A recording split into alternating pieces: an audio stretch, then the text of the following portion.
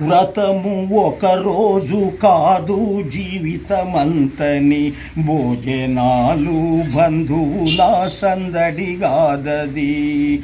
వ్రతము ఒక రోజు కాదు జీవితమంతని, భోజనాలు బంధువుల సందడిగాదది.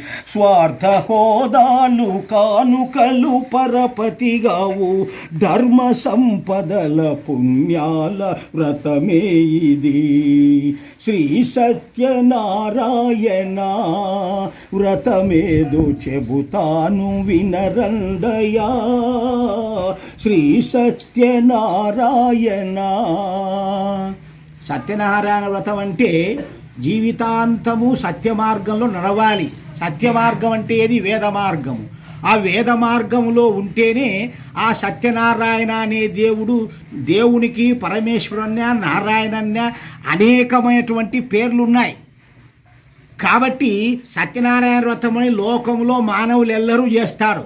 ఆ బాపనోడు చెప్పే కథలు వినాలి, ప్రసాదం తినే వరకు వాడు ఎవరిని పోనివ్వడు.